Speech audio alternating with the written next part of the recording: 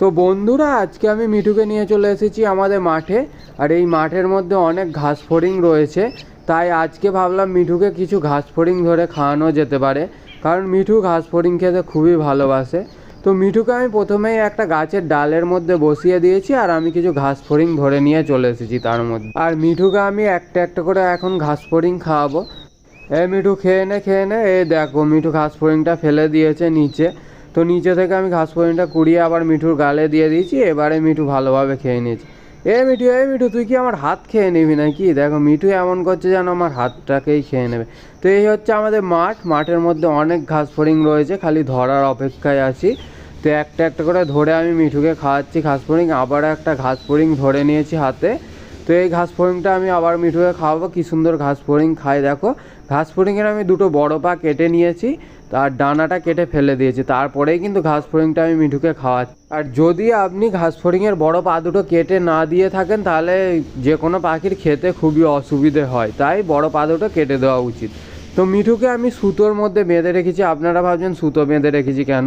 তো মিঠুকে সুতো বেঁধে রেখেছি আমি এই কারণেই, কারণ সকালেই মিঠুকে আমি মাঠে এনেছিলাম যখন, তো এখানে একটা ফিঙে পাখির বাসা আছে, আর তার বাসাতেও দুটো বাচ্চা আছে।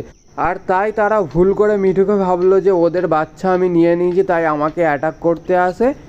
আর মিঠু হঠাৎ করে ভয় পেয়ে উড়ে চলে গিয়ে একটা বড় গাছের ওপরে বসেছে। তো কোনো রকমে মিঠুকে আমি বড় গাছ থেকে নামিয়ে আনতে পেরেছি, আর তাই আমি একটু ভয় পেয়ে গেছি, তাই একটু মিঠুর পায়ে বেঁধে দিয়েছি।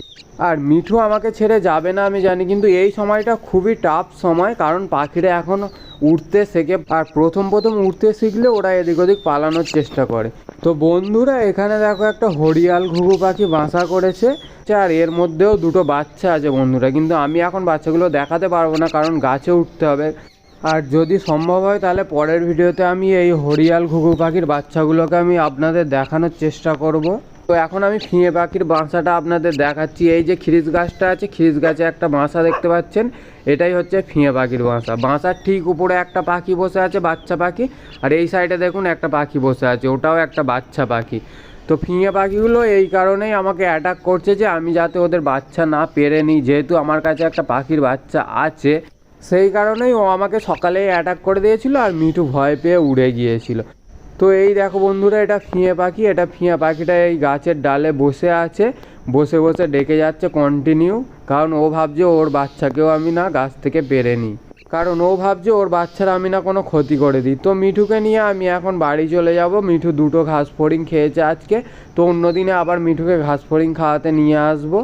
তো ভিডিওটা ভালো লেগে থাকলে বন্ধুরা একটু লাইক করে দেবেন, আর চ্যানেলে নতুন হয়ে থাকলে চ্যানেলটিকে অবশ্যই সাবস্ক্রাইব করে দেবেন। ধন্যবাদ।